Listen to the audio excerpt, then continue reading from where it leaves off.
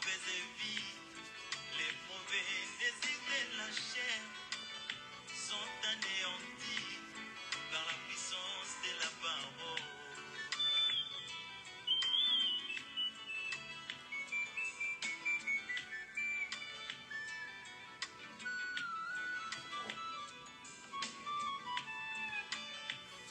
J'ai vu Pierre après les visions du Saint-Esprit. Il s'est levé pour prêcher la parole de Dieu. Oh, en entendant bien, beaucoup d'hommes sont blessés. Et ma Bible me dit qu'il y a 3000 convertis. Mais pourquoi pas dans notre temps? D'un côté, la parole est allégée. Ils l'ont rendu faible pour plaire à leurs fidèles. Bien que de l'autre côté, la parole est bien prêchée, mais l'incrédulité envahit les hommes.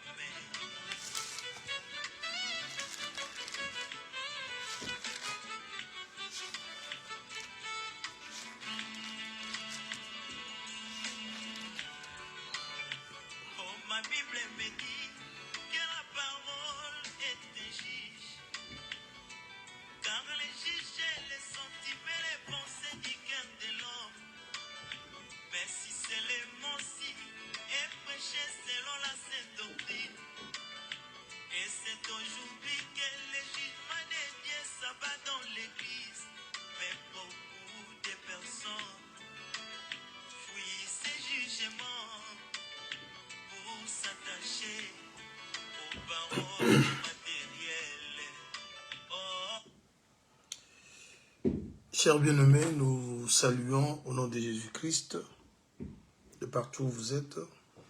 Nous vous souhaitons une excellente journée. Que ce mois d'avril soit encore comblé de grâce. Que le Seigneur vous fasse énormément du bien. Que sa bonté soit vraiment le partage de chacun de vous. Que vos foyers, vos familles soient comblés de la grâce du Seigneur. Normalement, chaque dimanche, nos directs commencent à 7 h heure de Londres. Mais par moments, parfois, on ne respecte pas un peu cet horaire juste parce que deux fois, le dimanche, comme celui d'aujourd'hui, nous travaillons. C'est pour cela que j'avais oublié de vous envoyer un peu de notifications pour vous signaler que le direct va commencer à 6 h. Mais quand cela les tienne, nous allons laisser le message en ligne et les audios seront également dans notre groupe WhatsApp pour permettre à chacun de vous de pouvoir suivre les enseignements du jour. Parce que nous devons travailler ce matin à partir de 8 h déjà, heure de Londres. On doit être au travail. Voilà pourquoi on essaie un peu de commencer un peu plus tôt pour permettre à ce que nous ayons un peu assez de temps pour pouvoir partager avec vous la petite grâce qu'on a par rapport à ces sujets très importants que nous sommes en train d'aborder il y a cela quelques semaines. Nous sommes toujours dans le livre des psaumes 103 verset 14, 1 Thessaloniciens chapitre 5 verset 23. Et le thème de cet enseignement, Dieu sait de quoi nous sommes formés et se souvient que nous sommes poussière. Bien que poussière, il a toujours voulu que nous quittions la poussière pour le trône. 1 Samuel chapitre 2 verset 8, il tire de la poussière le pauvre du fumier, il relève l'indigent pour le faire asseoir avec les grands sur les trônes, afin qu'ils partagent le trône de gloire. C'est le travail que le Seigneur est en train de faire dans la vie de chacun de nous. Alors dans cet enseignement, on était arrivé à un chapitre où le Seigneur parle à travers son prophète Ézéchiel concernant 3 hommes, Noé, Daniel et Job. Il dit que ces 3 hommes, ils sont trouvés justes devant lui. Si les 3 se retrouvent dans un pays où le Seigneur se met en colère contre lui, les 3 ne seront pas tués comme les autres.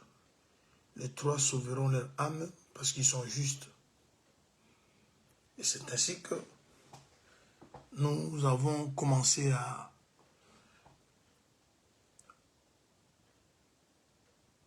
expliquer le pourquoi de Noé, le pourquoi de Daniel, ainsi que le pourquoi de Job.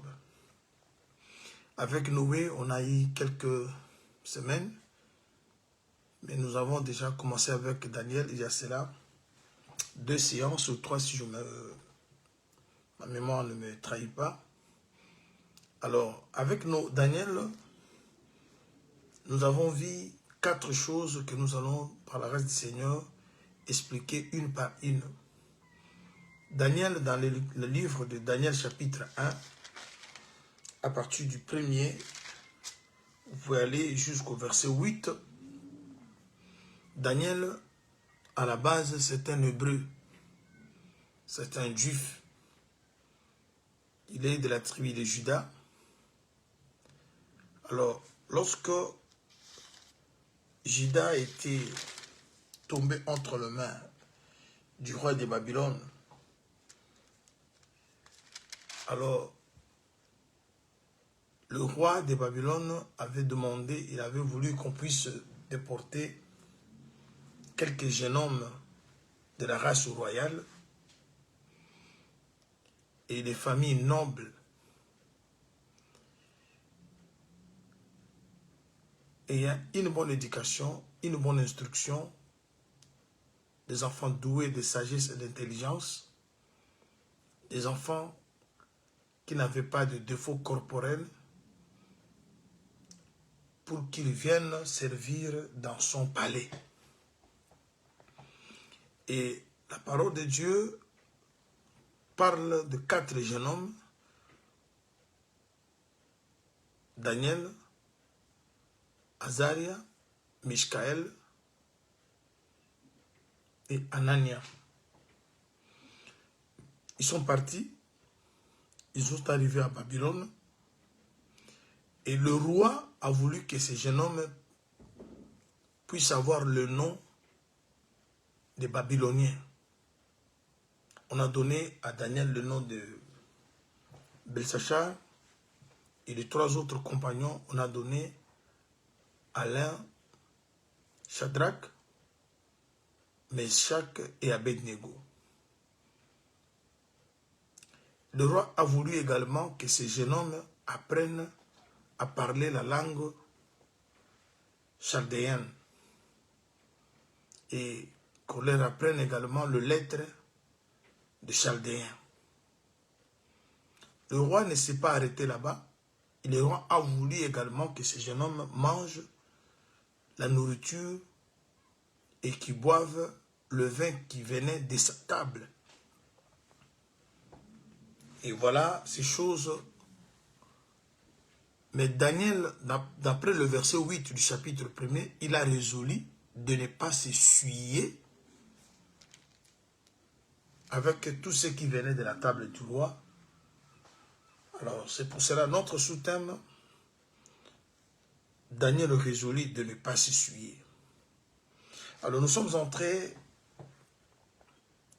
de voir ce qui est,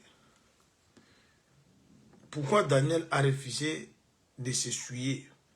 Vous allez m'excuser parce que je fais en même temps, j'enregistre les audios pour le bien-aimé qui qui sont dans les groupes WhatsApp. Et ça me demande des fois de vérifier pendant que on est en train d'avancer. Alors,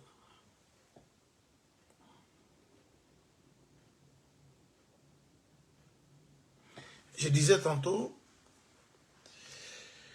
il y a 4 choses que nous allons, par la grâce du Seigneur, essayer de comprendre par rapport à Daniel. Comme on avait pris le temps de comprendre un peu beaucoup de choses par rapport à Noé, et avec Daniel, on aura aussi des choses à expliquer. Et lorsqu'on va toucher le point de Job, on prendra également le temps d'expliquer beaucoup d'autres choses par rapport à sa vie, pour que cela nous donne l'idée de ce que nous devons être, pour que nous soyons également considérés justes, parce que le royaume des cieux, c'est pour le juste, car il nous est demandé de chercher le royaume et sa justice. Et le Seigneur Jésus a dit, si votre justice ne surpasse pas celle de scribes et de pharisiens, vous n'entrerez pas. C'est-à-dire, pour entrer dans le royaume, la justice de Dieu, la justice est un élément très capital. On ne peut pas négliger cela. Alors, Daniel, Job et Noé, ils ont été reconnus de personnes justes. Alors, comme nous aussi, nous sommes en train de poursuivre ce chemin, comme l'a dit Ésaïe. Permettez que je vous lise rapidement un verset ici dans Ésaïe 51. Verset 1er. Écoutez-moi, vous qui poursuivez la justice, qui cherchez l'Éternel, portez le regard sur le rocher d'où vous avez été taillé, sur le creux de la fosse d'où vous avez été tiré. C'est-à-dire, tous ceux qui poursuivent la justice, tous ceux qui veulent aller au ciel, tous ceux qui veulent être avec Dieu, ils sont obligés de suivre un chemin. Ils sont obligés de suivre une logique, une discipline. Ils doivent avoir des modèles. Parce qu'il y a eu des gens avant nous que Dieu a témoigné à leur sujet, qui sont justes. Et nous qui sommes dans ce même chemin, et nous devons avoir le yeux sur ceux-là que Dieu a certifié ou Dieu a témoigné sur eux. Alors, il nous présente dans le livre de Ézéchiel, chapitre 14, 3 hommes. Voilà pourquoi nous prenons notre temps, par l'aide du Saint-Esprit, de comprendre ce qu'étaient ces hommes pour que notre vie soit comme le leur, afin d'être aussi témoignée par le Seigneur et d'avoir part à ce royaume qui n'est qu'un royaume de justes. Alors, comme nous sommes en train de parler sur Daniel résolu de ne pas s'essuyer, parce que dans le royaume, les souillés n'entreront pas, les impurs n'entreront pas. Vous pouvez être impur, mais quand la parole de Dieu, voilà pourquoi la parole a la mission de purifier, de laver, de sanctifier, de justifier. Le Seigneur ne veut pas que nous restions dans notre état, le temps dans lequel nous sommes trouvés lorsque la parole nous est parvenue. On était voleurs, on était bandits, on était méchants, on était tout ce que nous connaissons. Mais lorsqu'on embrasse l'évangile, il faut que l'évangile fasse un travail. Parce que ceux qui vont hériter le royaume doivent être justes, doivent être purs. Il est vrai qu'il est venu, il s'est fait un ami et ami de gens de mauvaise vie, non pas pour que les gens de mauvaise vie demeurent toujours les gens de mauvaise vie. Alors, avant-hier, nous avons parlé de la table. La table qui n'est que l'enseignement. Vous avez vu comment nous avons marché dans les Écritures pour comprendre comment la table parle de l'enseignement. Lorsque vous mangez un faux enseignement, vous mangez à la table des démons. Et lorsqu'on mange à la table des démons, c'est pour devenir impur. Il y a des enseignements qui salissent les gens. Il y a des enseignements qui éloignent les gens de Dieu. Le vrai enseignement rapproche l'homme de Dieu. Le vrai enseignement sanctifie, purifie, justifie l'homme. Mais le faux enseignement n'est que la table de démons et repousse l'homme loin de Dieu, éloigne l'homme de Dieu, écarte l'homme de la bonne voie et du droit chemin. Voilà pourquoi on doit être comme... Parce qu'on s'était arrêté dans le livre de Apocalypse chapitre 14. Nous avons lu quelques versets concernant le 144 000. On avait dit que le verset là a deux volets. Le volet prophétique, les 144 000, parle de sauver des gens qui vont être sauvés après avoir écouté l'évangile qui va être prêché par les deux témoins, c'est-à-dire lorsque l'église sera enlevée, Israël qui va se convertir en écoutant l'évangile des deux témoins, et ce sont ces personnes-là qui sont présentées dans les Écritures comme 144 000, mais qui n'est pas un chiffre physique, mais c'est un chiffre prophétique.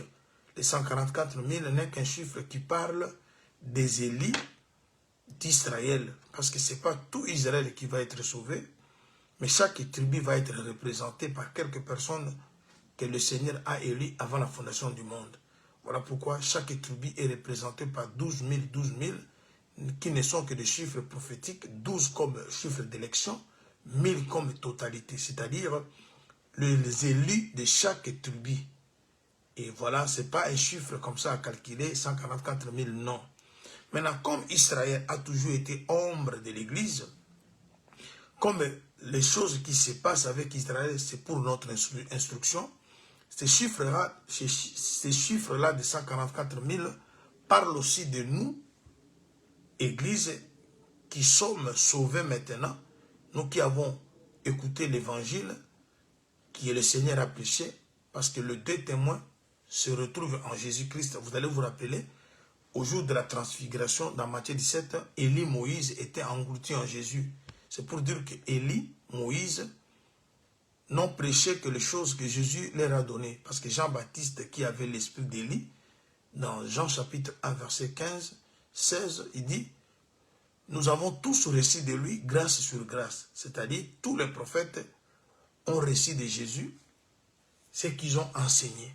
Alors voilà pourquoi quand Jésus est venu, lorsque Moïse et Élie ont apparu sur la montagne de la transfiguration, ils ont été engloutis en Jésus, parce que Jésus fut le seul à être présenté. Voici mon fils bien-aimé en qui je mets toute mon affection, écoutez-les. On n'a pas dit d'écouter Élie, on n'a pas non plus dit d'écouter Moïse, mais on a dit d'écouter Jésus, c'est-à-dire la parole qu'on doit écouter, c'est la parole de Jésus. Il peut confier ça à ses serviteurs comme il a confié aux apôtres, et les apôtres, à leur tour, il a confié aux hommes capables, et cet évangile nous est parvenu, mais c'est toujours Jésus qui est le prédicateur, parce que c'est son esprit qui travaille en nous. Alors, lorsque nous prenons le volet où les 144 000 représentent l'Église que nous sommes, il est signalé dans cette écriture que ces 144 000, ils sont comment? Permettez que je reprenne ça parce que on va vite prendre notre sujet du jour. Il faut qu'on puisse un peu réfléchir l'intelligence ou la mémoire de ceux qui nous suivent, afin qu'on puisse avoir l'idée de ce qu'on a déjà parlé, pour que cela permette à ce que nous puissions bien évoluer. Lorsque nous sommes dans Apocalypse chapitre 14,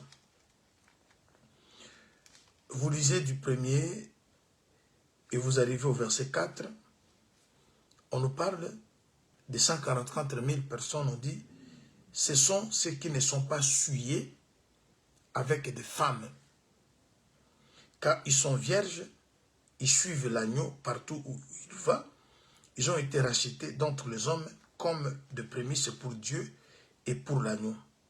Et dans leur bouche, il ne s'est pas trouvé de mensonges, car ils sont irréprochables.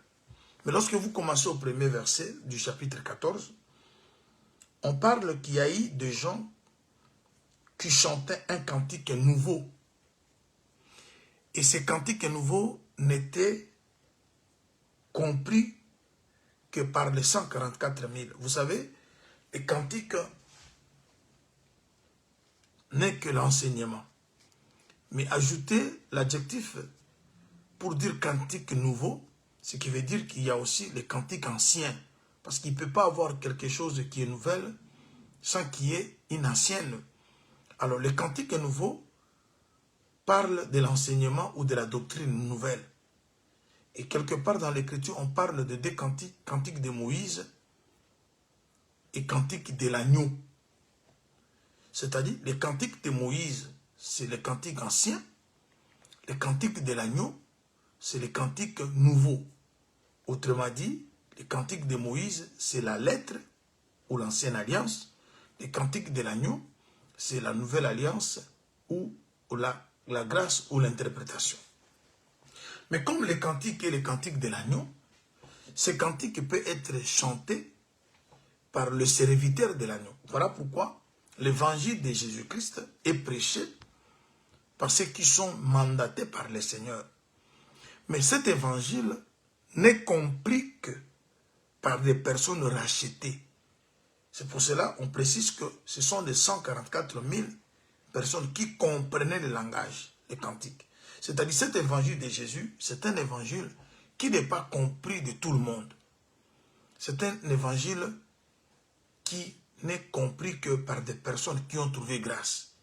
Et ceux qui ont trouvé grâce, ce sont les personnes rachetées de la terre. C'est-à-dire le Seigneur, les personnes mises à part.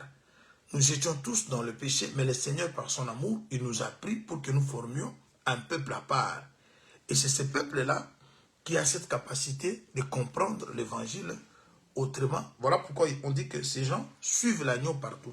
Pourquoi sommes-nous arrivés à ça? Parce que nous sommes en train de parler de la nourriture qui vient de la table. Nous avons vu qu'il y a de la nourriture, il y a des enseignements, il y a des choses que les gens prêchent. Mais on a vu dans 1 Samuel chapitre 21, lorsque David est parti chez le sacrificateur Achmelech, lui demandant 5 pains, le sacrificateur lui dit, nous n'avons pas ici des pains ordinaires, nous avons que de pain consacré. Mais pour que vous mangiez ce pain consacré, il faut que vous soyez des personnes qui se sont abstenues des femmes. Vous voyez? Alors les femmes représentent les nations païennes. Les femmes représentent aussi les églises fausses. Alors, là où la bonne parole, qui n'est que la bonne nourriture, n'est pas présentée, il y a le pain ordinaire, c'est-à-dire le pain qu'on peut trouver n'importe où. Mais le pain consacré ne représente que l'enseignement vrai, qui n'est pas prêché partout, qui n'est prêché qu'à un petit troupeau, qui n'est prêché qu'à ceux qui sont enfants de Dieu, où les serviteurs ne cherchent pas à présenter leurs pensées, mais ils ont toujours voulu présenter ce qui est la pensée de Dieu. Parce qu'il y a des églises, quand vous partez, les gens se permettent de prêcher ce qu'eux-mêmes conçoivent. Mais dans l'église de Jésus, on ne crée pas. On est là rien que pour répéter ce que le maître a prêché. Rappelez-vous des instructions que Jésus a données aux disciples dans Matthieu 28. Il dit, allez, faites de toutes les nations mes disciples, le baptisant au nom de Jésus, le nom du Père, du Fils et du Saint-Esprit, et enseignez-leur ce que je vous ai prescrit. C'est-à-dire, les apôtres ne peuvent pas enseigner autre chose si c'est qu'ils n'ont que reçu du Seigneur. Voilà pourquoi Daniel, avec ses compagnons, lorsqu'ils arrivent à Babylone, étant de la race royale, étant de familles nobles, ces jeunes hommes n'ont pas voulu se comporter comme les Babyloniens, manger du n'importe quoi. Daniel a répondu au chef à qui on avait donné la charge de ces jeunes hommes. Il dit, si vous pouvez nous donner de l'eau ainsi que de légumes, voilà ce que Daniel et ses compagnons avaient pris comme nourriture. Vous devez faire attention parce que Babylone représente le monde. Nous sommes dans le monde, mais nous ne sommes pas de ce monde. Parce que nous venons d'un royaume. Nous appartenons à un royaume. Nous sommes de la famille noble. Alors, dans ce monde ici, nous ne pouvons pas nous comporter comme tout le monde. Nous ne pouvons pas avaler du n'importe quoi. Nous devons rester attachés à la bonne parole, à l'enseignement vrai. Et c'est ce que nous avons eu à parler dans la séance précédente. Mais aujourd'hui, nous voulons aborder une chose concernant les noms. Parce que le nom parle de l'identité. Mais lorsque ces jeunes hommes sont arrivés en Babylone, on leur propose le nom des Babyloniens. Alors, pendant ce temps, ils avaient des noms qui étaient des noms juifs. Daniel, Azaria, Anania et Mishkaël. Pour parler, parce que comme il s'agit de Daniel, le nom de Daniel veut dire Dieu est mon juge. Alors, quand quelqu'un porte le nom qui dit Dieu est mon juge, on lui donne maintenant le nom de Belshazzar, qui veut dire simplement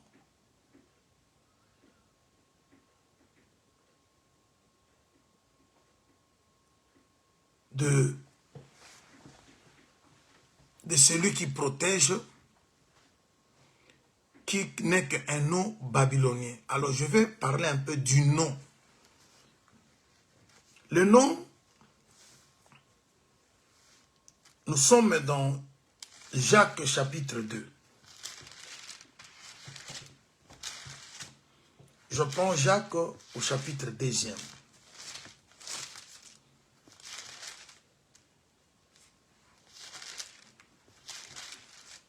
Jacques chapitre 2, je lis le verset 7. Je peux commencer au verset 6. Et vous, vous avalissez le pauvre, n'est-ce pas le riche qui vous opprime et qui vous traîne devant les tribunaux? N'est-ce pas eux qui outragent le beau nom que vous portez? Le beau nom que vous portez. Quel est ce beau nom? Chers bien-aimés, vous devez savoir, lorsqu'Abraham est sorti de Mésopotamie, selon la demande de Dieu, il portait un nom, son nom était Abram. Et Sarah s'appelait Saraï. C'était à l'âge, il avait l'âge de 75 ans. Dieu lui a fait une promesse. Et la promesse, c'était Isaac. Abraham reste avec ce nom.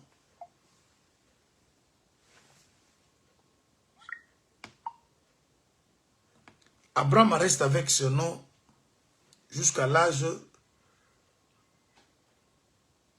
de 99 ans. Dieu va changer le nom d'Abraham et Dieu va circoncire Abraham et il lui donne le nom d'Abraham et Sarah, qui s'appelait Saraï, devient également Sarah. Vous allez remarquer dans les Écritures, Jacob s'appelait Jacob,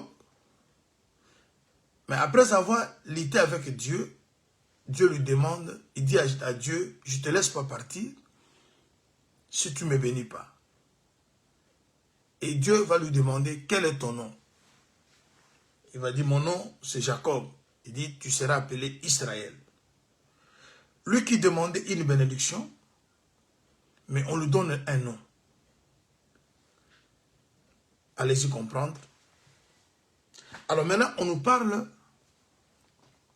dans Jacques que nous portons un beau nom.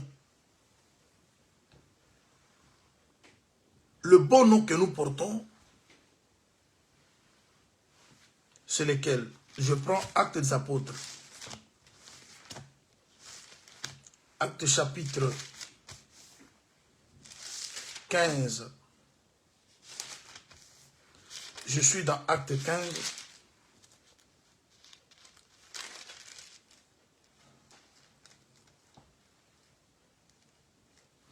Je lis à partir du verset 13. Lorsque ils eurent cessé de parler, Jacques prit la parole et dit, « Hommes frères,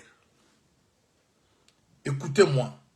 Simon a raconté comment Dieu a d'abord jeté le regard sur les nations pour choisir du milieu d'elles un peuple qui porte son nom. » C'est-à-dire, le nom que nous sommes en train de porter, c'est le nom de Dieu, le nom d'un époux. Mais Dieu a jeté le regard sur les nations. Il a fait sortir des nations un peuple. Et ce peuple doit porter son nom. Le nom de Dieu sur lequel les Écritures continuent à parler. J'arrive au livre de Genèse. Genèse chapitre 19.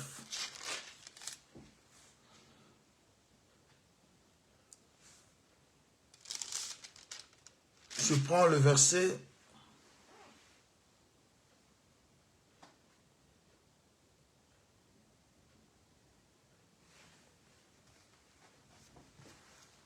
je suis dans Genèse, plutôt Apocalypse, voulais-je dire.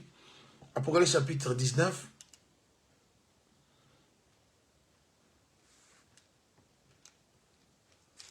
Je lis le verset.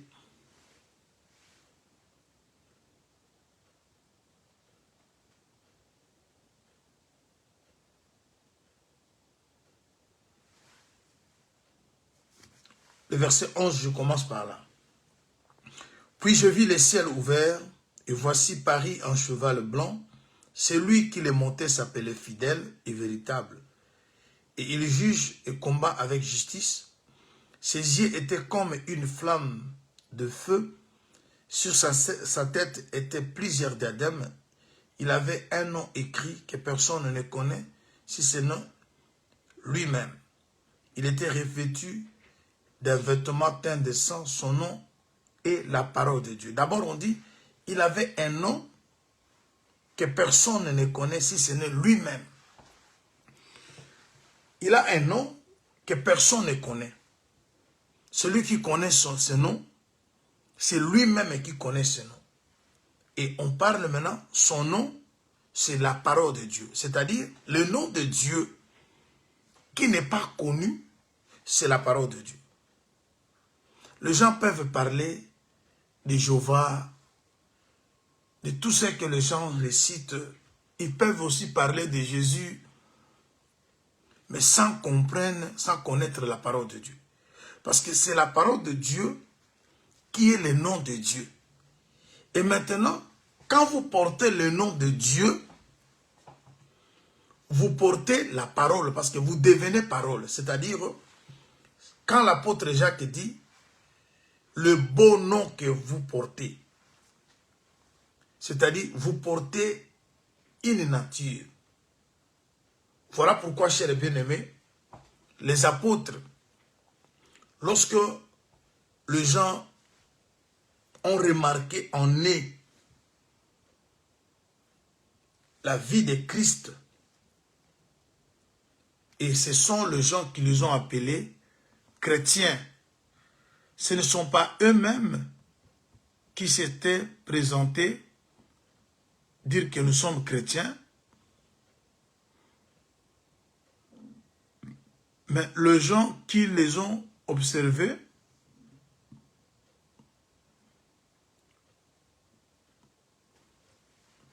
si je prends Actes chapitre 21, je suis au verset 26. Je suis en train d'expliquer le pourquoi de nom. Alors, qu'est-ce que les Babyloniens ont fait? Ils ont voulu que ces jeunes hommes perdent leur nom pour avoir le nom des Babyloniens. Déjà, je vous ai expliqué, le nom de Daniel veut dire « Dieu est mon juge ». Maintenant, quand vous avez Dieu comme juge, oh, ce qui juge, c'est la parole de Dieu. Et avant que je puisse toucher ce volet, je vais d'abord lire Actes chapitre 11, verset 26. Acte 11, 26. Je commence au verset 25. Barnabas s'est rendu ensuite à Tars pour chercher Saoul. Et l'ayant trouvé, il l'amena à Antioche. Pendant toute une année, ils se réunirent aux assemblées de l'église et ils enseignèrent beaucoup de personnes. Ce fit à Antioche que pour la première fois, les disciples furent appelés chrétiens. Est-ce que vous entendez ça? C'est-à-dire, pour la première fois, les disciples ont été appelés parce que quelqu'un ne s'appelle pas. C'est toujours les gens qui appellent.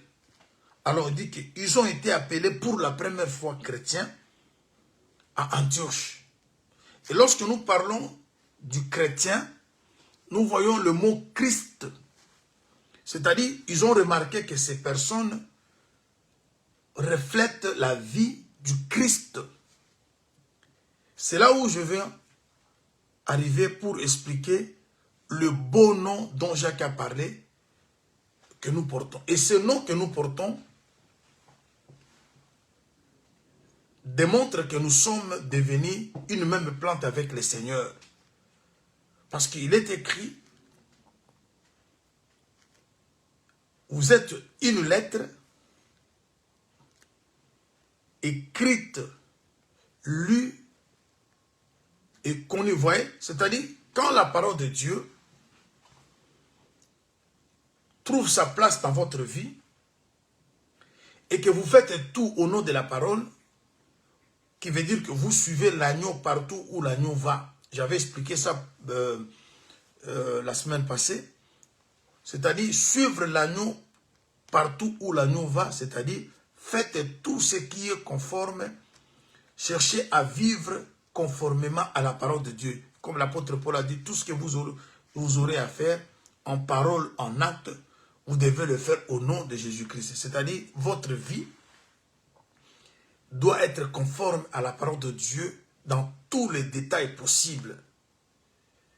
Même lorsque vous vous promenez, même lorsque vous vous mariez, même lorsque vous commencez à faire des enfants, même lorsque vous travaillez, c'est-à-dire tout votre mouvement ou tous vos mouvements doivent être en harmonie avec l'enseignement. C'est là ce qui explique que vous suivez l'agneau partout où il va. Là où l'agneau ne va pas, vous n'irez pas non plus. C'est-à-dire, vous n'allez pas trouver l'agneau dans les mensonges. Vous n'allez pas trouver l'agneau dans l'orgueil.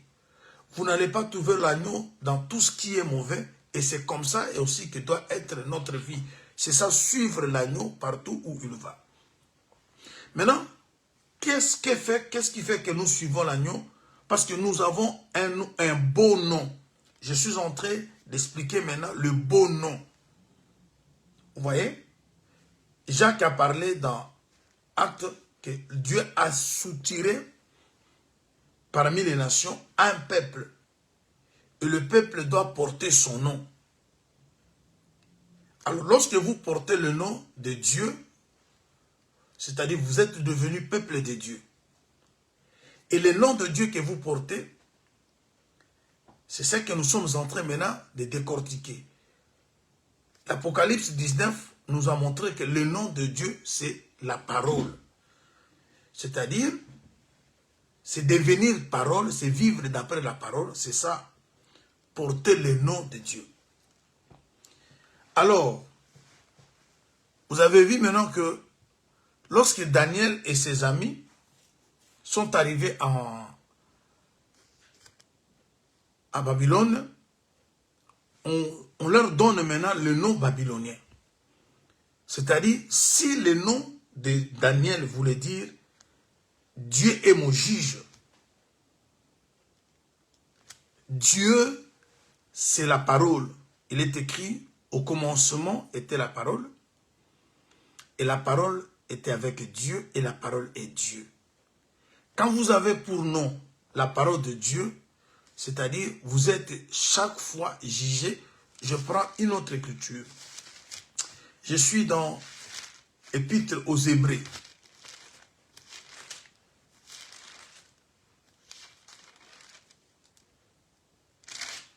Hébreux chapitre 4.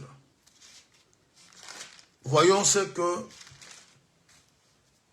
cette épître nous dit. Je suis dans l'Épître aux Hébreux. Je lis le chapitre 4, le verset 12. La parole de Dieu est efficace. D'abord, elle est vivante. Ensuite, efficace, plus tranchante qu'une épée quelconque à deux tranchants.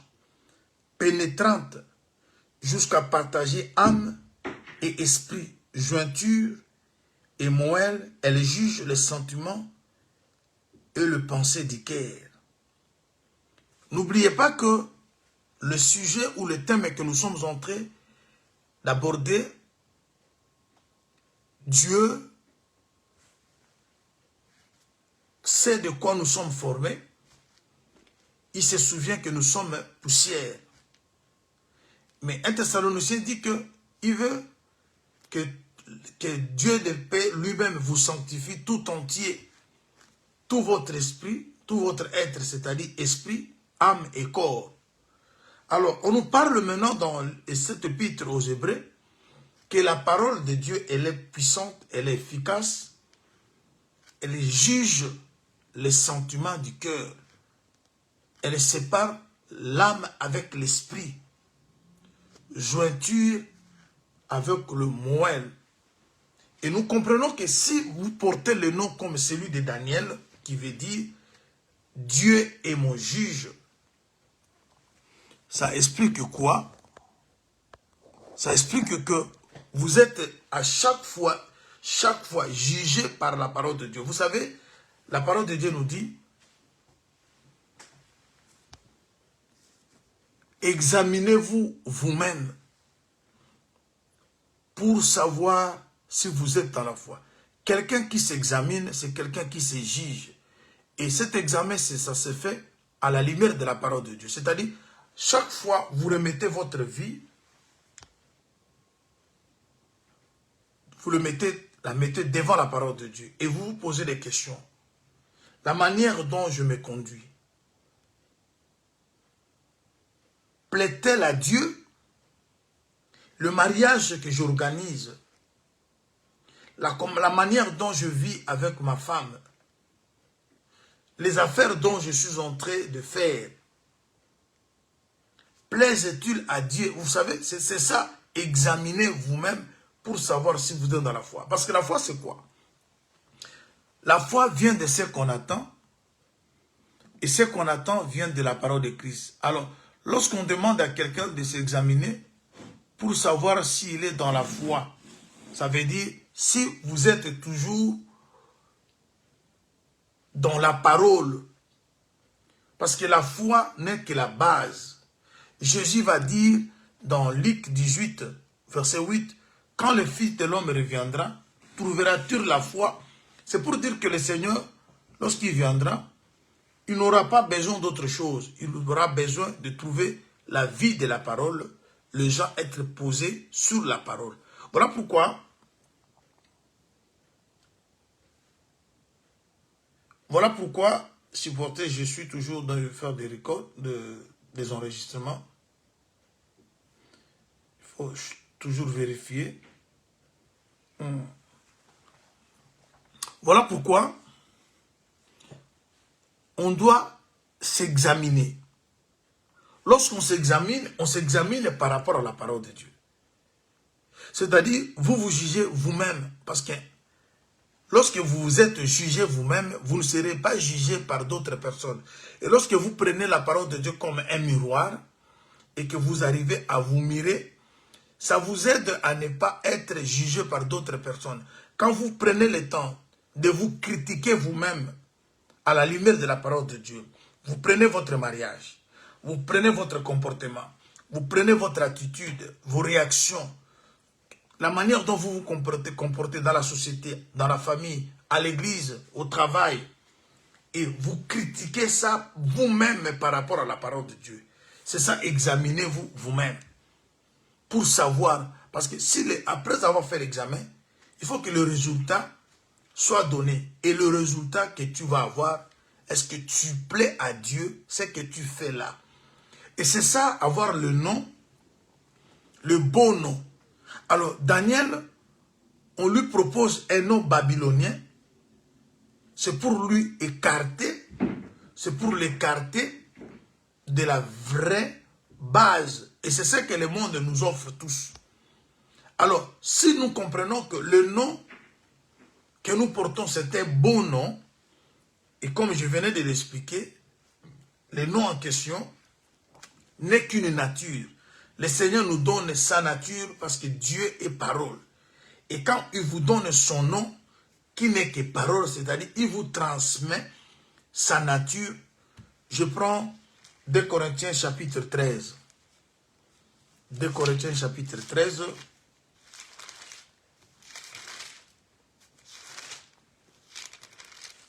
De Corinthiens 13, je lis le verset 5.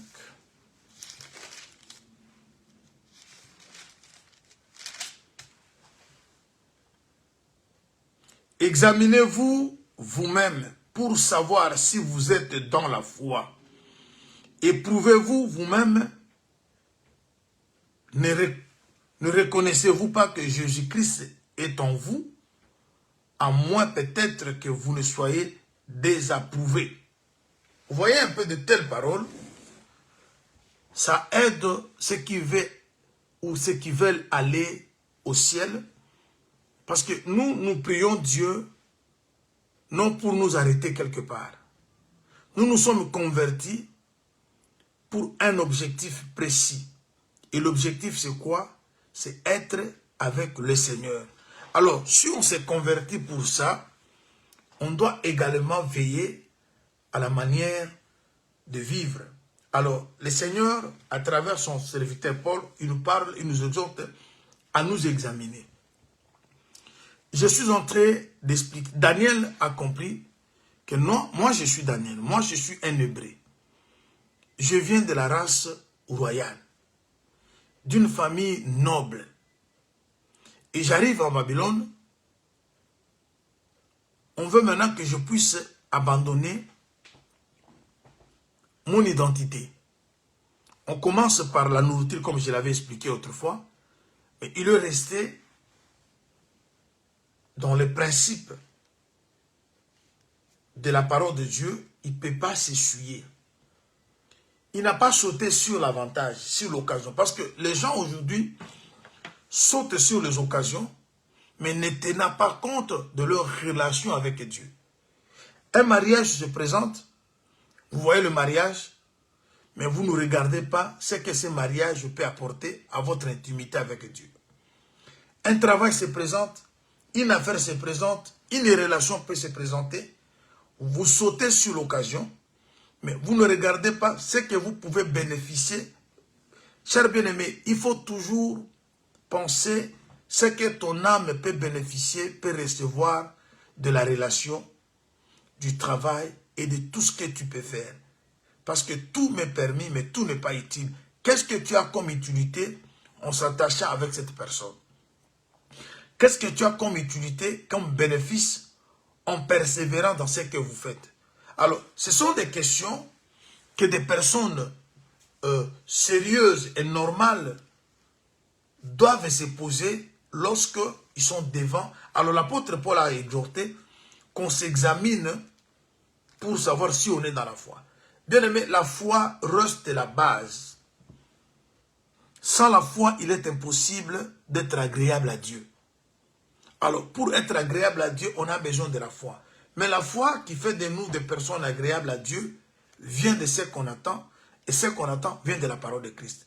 Alors, c'est ça le grand problème qu'on a. Le nom, c'est une identité. Alors, lorsque vous perdez cette identité qui est celle de Dieu, qu'est-ce qui va se passer? C'est-à-dire, vous êtes maintenant à la merci du méchant. Alors, voilà pourquoi, au temps de la Bible, Dieu va parler maintenant à Abraham. Il va faire une alliance avec Abraham. Je vais lire des Écritures. Et puis, je prends Genèse, chapitre 17. Le verset 12e.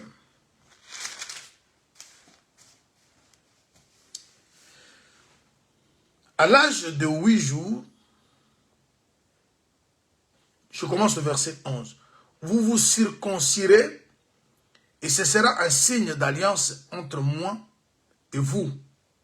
À l'âge de 8 jours, tout mâle parmi vous sera circoncis selon vos générations. Qu'il soit né dans la maison ou qu'il soit acquis à prix d'argent, de tout fils d'étranger sans appartenir à ta race.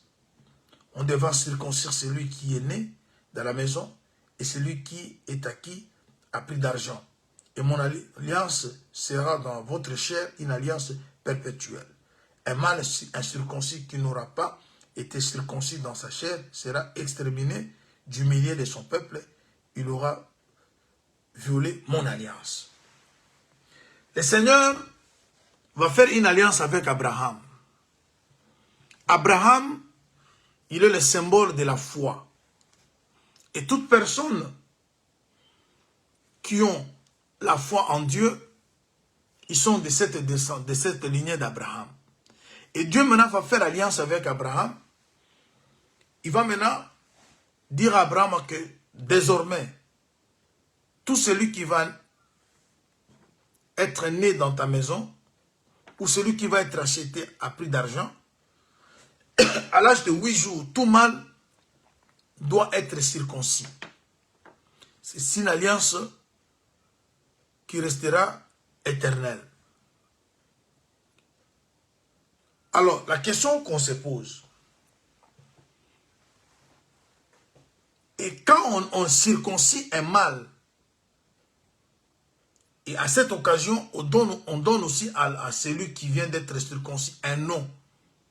C'est-à-dire, on reste sans nom avant la circoncision. Vous allez remarquer, Jésus, lorsqu'il est né, son nom était déjà donné, mais pour qu'il porte ce nom-là, il devait rester 8 jours, et le 8e jour, lorsqu'on l'amène, lorsqu'on va les circoncire, c'est ainsi qu'on lui donne le nom.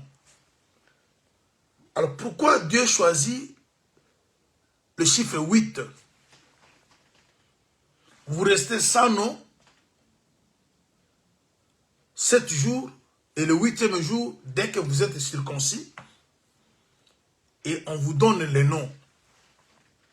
Vous avez vu qu'Abraham, il est resté Abram durant 99 ans, et le jour où Abram était circoncis, c'était le jour où son nom changeant d'Abram pour devenir Abraham. Et directement la promesse qui lui a été faite concernant Isaac, à l'âge de 100 ans, Abraham a vu cette promesse se réaliser. Et l'apôtre Paul, lorsqu'il vient, il parle de la circoncision, lui parle maintenant la circoncision du cœur. Parce que la circoncision qu'on faisait autrefois, c'était de la chair, mais qui ne concernait que les enfants mâles. Maintenant, on se pose la question, est-ce que Dieu ne connaît pas les enfants femelles? Voilà pourquoi la circoncision devait être du cœur, parce que et les hommes et les femmes ont un cœur. Et le cœur, c'est quoi? Lorsqu'on circoncie le cœur, parce que l'apôtre Paul a expliqué, circoncire le cœur n'est que vider le cœur, enlever tout ce qui est mauvais. Parce que Jésus a parlé aux scribes, aux pharisiens dans Matthieu 23, il dit, vous lavez l'extérieur de la coupe, mais l'intérieur reste avec beaucoup d'impureté. Et lorsque vous nettoyez l'intérieur de la coupe qui est le cœur, d'après le langage de Jésus, c'est-à-dire, vous vous faites circoncis. Parce que dans la circoncision, on enlève quelque chose de la chair. Et la peau qu'on enlève pendant la circoncision ne revient plus. Ce qui veut dire que la circoncision, c'était le symbole de la vraie conversion, de la vraie repentance. Lorsque vous vous repentez pour ne pas retourner à ce que vous avez vomi. Et c'est ce que Dieu attend de nous. Dieu veut que nous quittions le mal pour ne plus revenir. Et voilà pourquoi, au temps d'Abraham, la circoncision a été donnée comme un signe d'alliance. Dieu fait alliance avec nous par la vraie repentance. Vous voulez devenir ami de Dieu? Vous voulez être celui que Dieu compte, à qui, celui qui bénéficie de la faveur de Dieu? Bien-aimé, on doit donner à son Dieu son cœur. Bien-aimé, donnons à notre Dieu notre cœur. Et quand nous donnons à Dieu notre cœur, c'est-à-dire, nous l'invitons à régner dans notre cœur. Là où vivait la haine, là où vivait l'hypocrisie, la méchanceté, nous remplaçons ces choses par la parole de Dieu. Parce que nous portons le nom de Dieu et son nom, c'est la parole de Dieu. Alors, lorsque le monde nous offre son nom, c'est-à-dire le monde nous offre sa nature, son comportement. Babylone a donné à Daniel, comme à ses compagnons, le nom babylonien. Ce qui va dire que le monde veut nous offrir sa vie, son comportement. Et nous ne pouvons pas vivre comme... Et parce que nous sommes dans ce monde, mais nous ne sommes pas de ce monde. Alors, ça, c'est déjà un élément. Lorsque Daniel arrive en Babylone, maintenant, il y a une autre chose. Permettez que je commence avec ça, mais je pense qu'on ne va pas pouvoir terminer. On reviendra pour terminer peut-être dans la prochaine séance. On va enseigner à Daniel et à ses compagnons la langue des Chaldéens. Je vais un peu parler de la langue. Je vais un peu parler du langage. Vous verrez que toutes ces choses-là vont tourner autour de la parole. Je prends une écriture. Je suis dans le livre d'Ésaïe, parce que c'est une promesse que j'avais faite. Et je pense que on va juste introduire et on reviendra prochainement, comme nous venons de le dire, pour pouvoir le bien décortiquer. Parce que déjà dans quelques minutes ici, on sera obligé de couper parce qu'il faut qu'on file pour aller répondre à ces devoirs-là. Comme je disais que d'autres dimanches, je travaille avant que je me rende à l'église. Et je dois sortir. Voilà pourquoi j'ai commencé un peu tôt l'enseignement de ce matin. Je suis dans le livre d'Ésaïe, au chapitre 19. Je commence au verset 16. En ce jour, l'Égypte sera comme des femmes. Elle tremblera et aura peur en voyant s'agiter la main de l'Éternel des armées. Quand il la levera contre elle, et le pays de Juda sera pour l'Égypte un objet d'effroi, dès que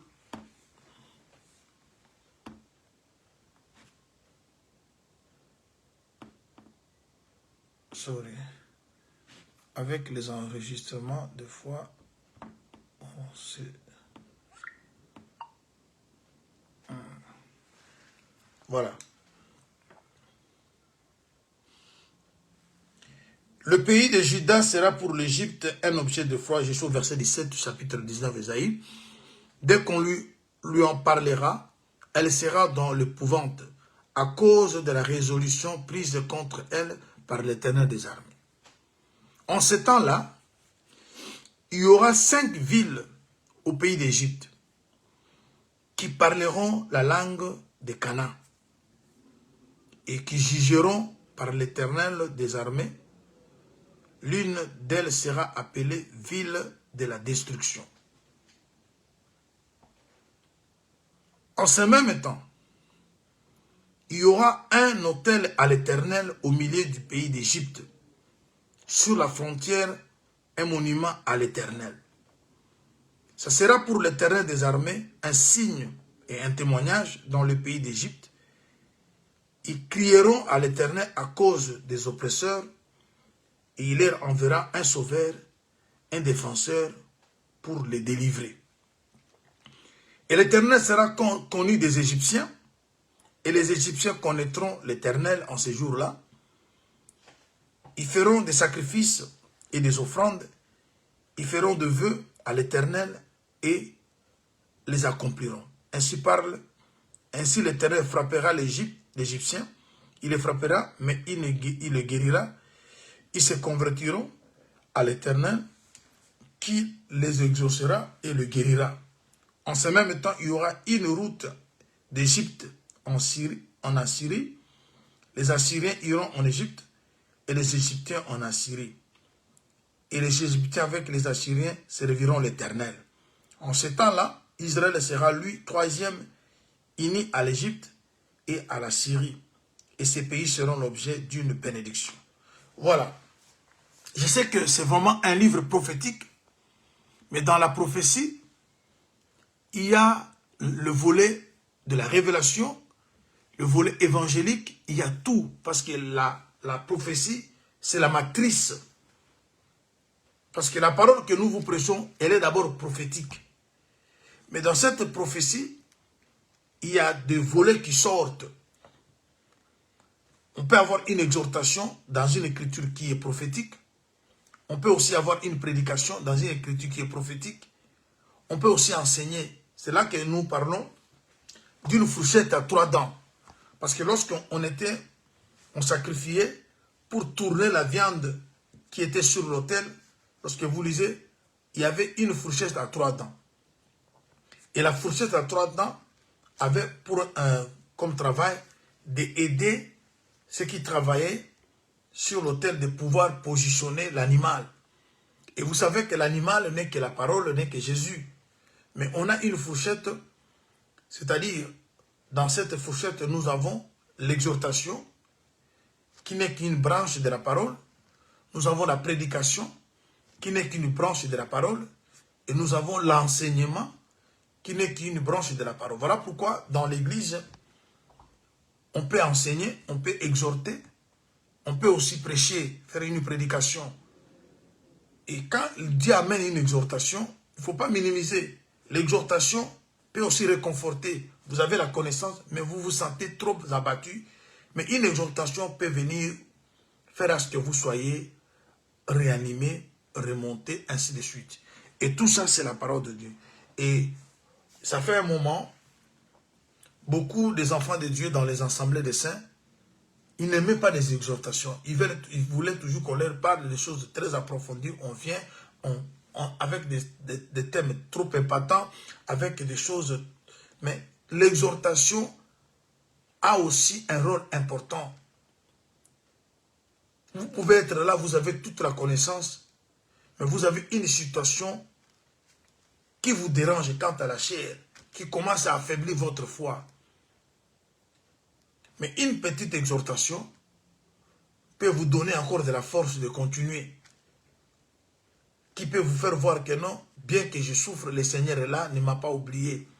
Ça allait dans beaucoup de grandes choses, ça allait dans beaucoup de profondeur, mais on vient avec les choses superficielles, mais qui donne la force à celui qui commence à être fatigué et de s'élever. Alors, j'ai introduit une pensée ici que je pourrais, par la grâce de Dieu, revenir là-dessus. On parle de l'Égypte. On dit que l'Égypte, au verset 16 d'Ésaïe 19, sera comme des femmes. Vous savez que l'Égypte, c'est une nation. Mais dans l'Égypte, on voit plusieurs femmes. Ça veut dire quoi? L'Égypte représente aussi le monde. L'Égypte a plusieurs explications dans la parole de Dieu. Mais je prends une des explications, un de volets. L'Égypte représente aussi le monde. Alors maintenant, si l'Égypte représente le monde est l'ensemble des nations. Voilà pourquoi on dit que en ce jour, l'Égypte sera comme des femmes. Une seule nation, Égypte, mais on la voit comme plusieurs femmes.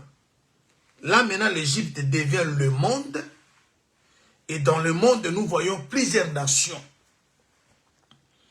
Elle tremblera et aura peur en voyant agiter la main de l'Éternel des armées. Vous savez que la main de l'Éternel des armées n'est que le ministère de la parole. Bien aimé, il n'y a pas quelque chose qui fait peur, qui fait peur au monde comme la parole de Dieu. La main de Dieu symbolise le ministère de la parole. Parce que nous avons un seul ministère de la parole, mais qui se manifeste par 5 grâces ministérielles, qui n'est qu'une main de Dieu. Vous allez remarquer, chers frères, bien-aimés, sœurs, lorsque vous lisez Daniel, on dit que pendant son époque, on avait vu une main, le roi a vu une main qui écrivait sur la muraille en face du chandelier. Et l'écriture qui était placée sur la muraille, le Babylonien n'arrivait pas à lire. Or, si vous êtes une lettre écrite, lue et connue de tous, c'est-à-dire, cette lettre, elle est écrite par une main. La main de Dieu, ce sont les grâces ministérielles qui enseignent la parole et ces enseignements, c'est l'écriture de Dieu dans vos corps, dans vos vies. Alors maintenant, l'Égypte a peur, elle est agitée, voyant la main de l'Éternel. Vous allez remarquer dans les Écritures, dans le livre de Genèse, on dit que le berger était en abomination en Égypte. Le monde n'aime pas le berger. Le berger sont ceux qui dirigent le troupeau. Ceux qui ont reçu mandat d'encadrer le peuple de Dieu. Et voilà pourquoi les hommes de Dieu, je sais qu'il y a des faux, mais il y a aussi de vrais hommes de Dieu, des mandatés de Dieu, dont le monde ne supporte pas leur présence. Parce qu'ils ont mission d'ouvrir les yeux des gens. Et le diable veut que les gens soient toujours ignorants. Le diable veut que les gens soient toujours dans les ténèbres. Mais quand les hommes de Dieu, qui ont reçu mandat, qui ont quelque chose de la part du Seigneur, ils parlent, ça ouvre les yeux des aveugles, ça débouche l'oreille des sourds, ça délie la langue de muets. Si les gens arrivent aujourd'hui à confesser, parce que la confession, on la fait avec la bouche. C'est-à-dire délier la langue pour qu'on confesse, c'est-à-dire lorsque vous écoutez la bonne parole et vous commencez à confesser cette parole qui n'est que vivre la vérité, cela explique aussi tu as une langue déliée.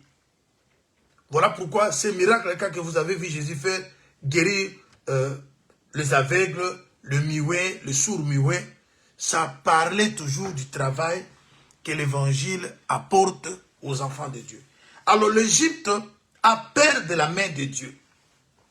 Rappelez-vous, chers bien-aimés, lorsque, au temps d'Élie, lorsque la pluie devait descendre, la nuée ou le nuage qu'on avait vu avait la forme d'une pomme de main.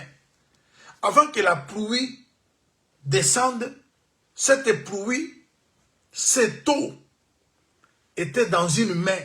C'est-à-dire la main, on a vu le nuage en forme d'une pomme de main. Et ensuite, ça finit par être pluie. C'est-à-dire la parole de Dieu qui est la pluie d'après Ésaïe, sort de la main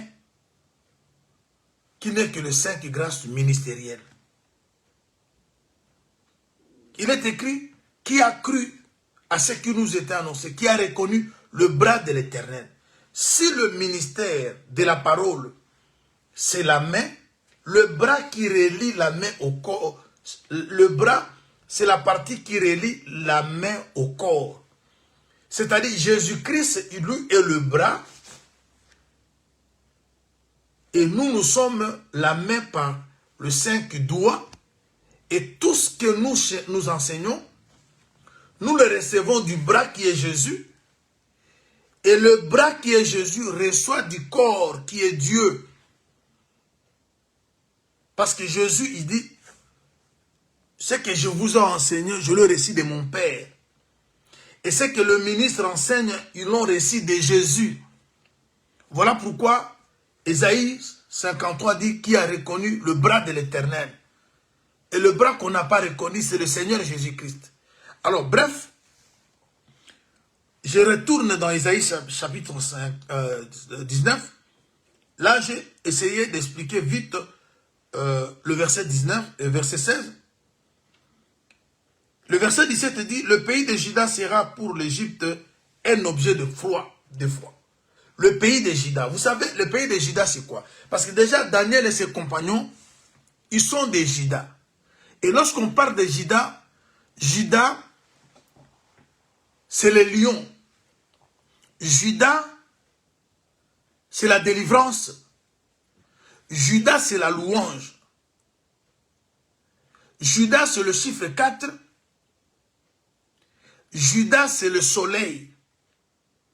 Alors, Égypte a peur de Juda. Ce monde n'aime pas la... Parce qu'il est écrit, vous connaîtrez la vérité et la vérité vous affranchira. Alors, le monde n'aime pas la vérité. La vérité libère. La vérité délivre. Mais qui apporte la vérité? C'est Juda. Vous connaîtrez la vérité et la vérité vous affranchira. Juda, c'est le lion. Rappelez-vous d'Apocalypse chapitre 5. Quand Jean commençait à pleurer, un de vieillards lui dit, ne pleure pas, il y a quelqu'un qui a vaincu le lion de la tribu de Juda. Il est digne d'ouvrir le livre et d'en rompre les sceaux. Ce qui veut dire que le monde a peur de Juda. Et lorsque nous parlons de Juda, nous parlons des gens qui sont de la race royale. Et maintenant, pour que nous puissions, le monde veut que nous perdions cette race-là. Voilà pourquoi nous sommes demandés à conserver la race de Dieu. Daniel et ses compagnons ont conservé cette race-là. Ils étaient en Babylone, qui n'est que l'Égypte. Mais, pour servir dans le palais du roi, on leur propose la nourriture qui vient de la table du roi. On leur donne le nom, qui est le nom des Chaldéens, le nom babylonien. On leur enseigne la langue des Chaldéens. Vous voyez, on dit qu'après 3 années, c'était le programme du roi qui seront maintenant à son service. Le diable cherche d'abord à te dépouiller. Il faut que vous perdiez tout ce qui est lié à la sainteté. Mais cependant, la parole de Dieu veut que celui qui essaie se sanctifie encore. L'apôtre Paul dit aux Thessaloniciens que le Dieu de paix vous sanctifie tout entier, tout votre être. Mais le monde veut que nous soyons impies. Daniel a résolu de ne pas s'essuyer. Pour que vous servez le diable d'abord cherche comment vous amener à un terrain où vous serez essuyé. Lorsque vous êtes essuyé, vous êtes maintenant le centre de tous les mauvais esprits. Parce que vous ne pouvez pas servir le diable en ayant l'esprit de Dieu. Alors, il doit maintenant vous remplir des esprits. Et ces esprits mauvais permettront à ce que vous soyez maintenant... Il y a beaucoup de gens qui servent le diable sans qu'ils se rendent compte. Alors, on a peur de Juda. Le pays de Juda sera pour l'Égypte un objet de foi. Dès qu'on lui parlera, elle sera dans l'épouvante à cause de la résolution prise contre elle par l'Éternel des armées. L'Égypte ne veut pas qu'on parle de Juda. Bien aimé, c'est pour cela que vous voyez que des hommes sérieux, des vrais mandatés de Dieu, des gens qui craignent Dieu, les gens qui ont la pure parole, le pur évangile, celui qui libère, celui qui change les gens, le monde ne peut jamais l'aimer. Jésus a dit, le monde ne vous aimera pas parce qu'il ne m'a pas aimé. Pourquoi le monde ne pourra pas aimer les apôtres? Parce que les apôtres ne font que relayer ce qu'ils ont reçu du Seigneur. Alors, on avance, on arrive au verset 18 du chapitre, on est toujours dans le chapitre 19 d'Ésaïe. En ce temps-là, il y aura 5 villes au pays d'Égypte qui parleront la langue de Canaan et qui jugeront par l'Éternel des armées. L'une d'elles sera appelée la ville de destruction. Pendant ce moment, l'Égypte est ce que vous êtes et ce que vous connaissez. Comme le verset 16 dit, l'Égypte sera comme des femmes. Mais il y aura 5 villes qui vont faire la différence. Les 5 villes en Égypte, mais qui ne parlent pas la langue des Égyptiens, mais elles, toutes 5, parlent la langue de Canaan. C'est ainsi que je vais vous amener à comprendre que il y a un langage qui est purement mondain. Il y a un langage qui est aussi spirituel, si vous voulez, céleste. Il y a des enseignements qui ne sont que des enseignements de ce monde. Alors maintenant, on a 5 villes en Égypte.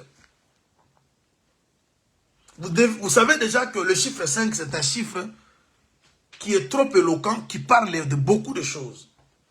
Le chiffre 5, il parle de la grâce. Le chiffre 5, il parle du ministère. Et vous savez que lorsqu'on parle d'une ville, on parle aussi du peuple de Dieu. Jésus qui va dire dans Matthieu, vous êtes une ville située sur la montagne. Et la ville en question ne peut jamais être cachée. Un ministre devient aussi une ville. Alors, je reviendrai parce que je ne dois pas rester longtemps. Mais je veux que vous partiez avec cette pensée. En Égypte, il y a 5 villes qui parlent la langue de Canaan. Maintenant, cherchons à comprendre ce qui est Canaan. Lorsque nous retournons dans les Écritures, Canaan est aussi l'image de Jésus-Christ.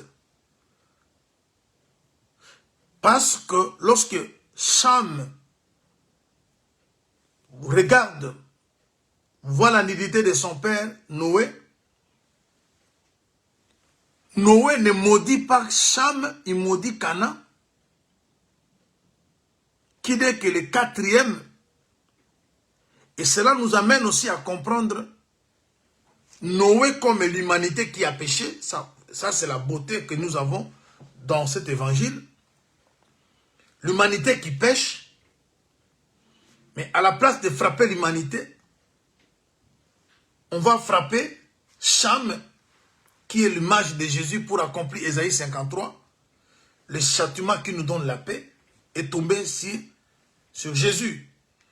Là maintenant, Cana qui est maudit parle aussi de Jésus, parle aussi du ciel. Et maintenant, lorsque l'Égypte va parler la langue de Cana, ce qui veut dire que dans ce monde où nous sommes, l'Égypte comme le monde, comme je venais d'expliquer, il y a des gens vivant dans ce monde, mais qui ne se comportent pas comme les gens de ce monde, qui ont un langage où ils parlent une langue, mais qui est la langue du ciel. Parce que nous savons que Cana parle aussi du royaume des cieux. Quand on quitte l'Égypte, on traverse le désert, destination Cana, c'est la marche que nous sommes en train d'effectuer. Nous avons quitté le monde, on a abandonné le péché, et nous marchons vers Cana, qui est notre destination. Mais on parle la langue de Cana qui veut simplement dire parler le langage céleste. Et le langage céleste n'est que l'enseignement. Dans ce monde bien-aimé, même si vous voyez des choses se passer comme vous le voyez, parce qu'aujourd'hui les gens, ils ne sont que dans les esquisses. Moi, je ne veux plus fréquenter les églises parce que les hommes de Dieu sont des aventuriers. Moi, je ne veux plus parler de ces choses-là. Aujourd'hui, les églises sont devenues des entreprises où les gens font de l'argent. Oui, il y a des gens. Pour eux, l'église, c'est une affaire, c'est du business. Oui, il y a des églises, quand vous y rendez, votre vie est détruite. Mais il y a 5 villes. Même lorsque les enfants d'Israël étaient en Égypte, lorsque l'Égypte était frappée de l'obscurité, mais il y avait un coin dont l'obscurité n'était pas entrée, c'était Goshen. Bien-aimé, dans toutes les générations, Dieu a toujours eu un petit groupe de gens qui conservent la vérité, qui conservent sa parole. Il est vrai que dans ce monde, les fausses choses, les faux enseignements se prêchent. Mais il y a des gens, Dieu a son peuple sur la terre. Dieu a ses ministres sur cette terre qui parlent la langue de Canaan. Voilà pourquoi quand Daniel arrive avec ses amis, on veut maintenant leur enseigner la langue de Babylone. Et c'est là où nous sommes. Permettez, chers bien-aimés, que je m'arrête ici, parce que je vais revenir, comme je vous ai promis, pour avancer, et on restera là, parce qu'il faut qu'on explique pourquoi on aura un hôtel dédié en Égypte. Pourquoi la Syrie et l'Égypte et Israël vont devenir un, vont être unis. On va expliquer. Alors, ce que nous pouvons retenir, nous avons parlé du nom. Le bon nom que nous portons, c'est la parole de Dieu, c'est la nature de Dieu. Lorsque vous vivez la parole de Dieu, cette parole-là que vous vivez, c'est tout un nom que vous avez sur vous. Et on vous serez identifié par ce nom-là, par cette vie-là que vous exhibez, que vous manifestez. Chers bien-aimés, le monde cherche à changer. Ce n'est pas comme nous voyons, quelqu'un se convertit, il va changer son nom. Il y a ceux qui même disent que Paul avait changé son nom était Saoul, il a changé par Paul. Non, Paul n'a pas changé son nom. Paul, il était appelé Paul comme citoyen romain. Il était aussi appelé Saoul comme citoyen juif, parce que le nom de Saoul, c'est le nom de Juif. Vous avez vu même qu'il y avait eu un Saoul qui était roi, il était de la même tribu que Paul, tribu de Benjamin. C'est-à-dire, Paul, il est resté Paul et Saoul. Mais le nom que Paul avait porté, c'est le nom des chrétiens.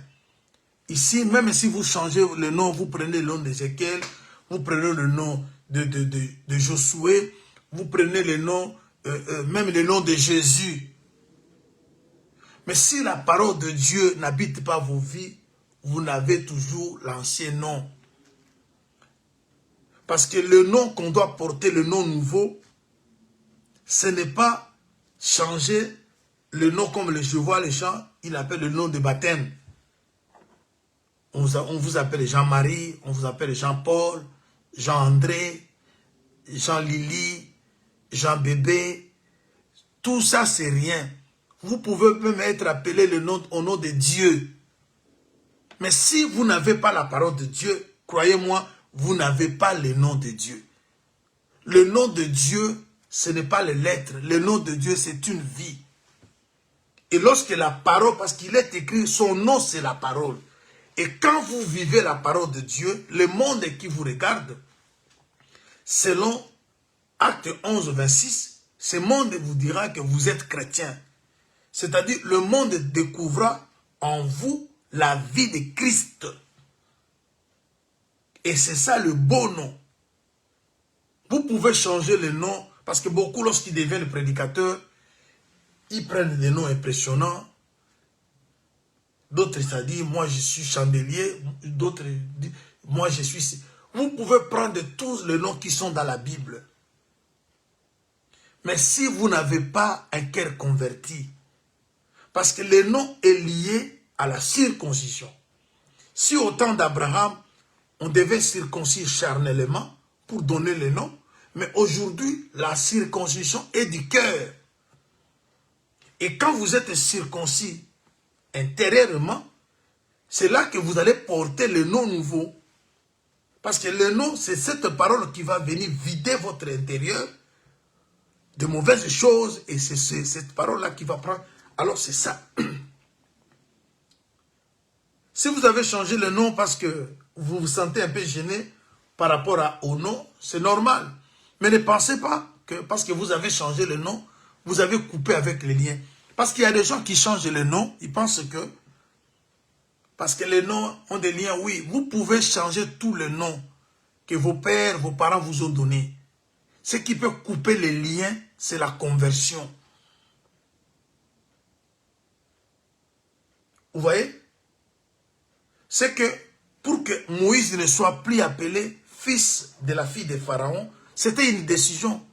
Moïse est grandi. Il a quitté le palais. C'est le seul moyen de refuser d'être appelé fils de la fille de Pharaon, c'est de prendre des décisions de quitter le palais. Quand tu prends la décision de quitter cette vie mauvaise, c'est là que tu vas rompre avec les liens. Tu peux changer le nom de la famille, mais si tu gardes toujours le même cœur, le lien là de famille va toujours avoir le contrôle sur ta vie.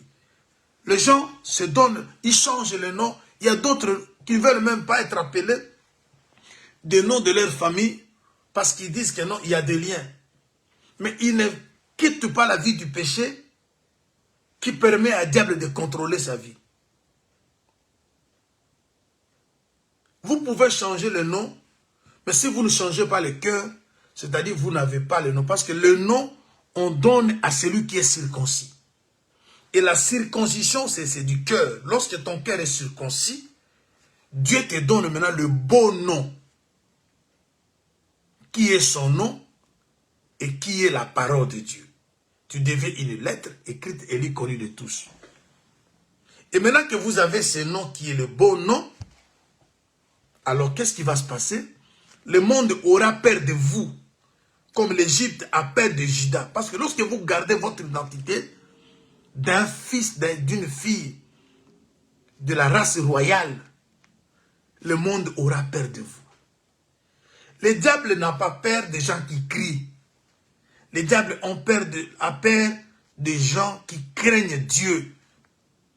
Quand vous craignez Dieu, le monde des ténèbres connaîtra, saura ce que vous êtes.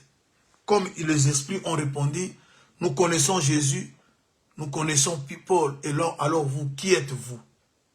Vous pouvez crier au nom de Jésus, mais c'est la crainte que vous avez de ce Jésus-là qui sera votre force. L'ange de l'Éternel campe autour de ceux qui le craignent. Si vous craignez Dieu, les dangers vont s'écarter, vont s'éloigner de vous. Alors, on reviendra pour parler des 5 villes qui parlent la langue de Canaan en Égypte. Que Dieu de grâce bénisse son peuple de partout où vous êtes. On se retrouve pour la suite demain, par la grâce du Seigneur. Et nous vous souhaitons, chers bien-aimés, de partout où vous êtes, une excellente journée. Nous espérons vous retrouver prochainement pour la suite. Soyez richement bénis, que la paix du Seigneur soit votre partage, que la paix et l'amour du Seigneur accompagnent vos foyers. Au nom de Jésus-Christ.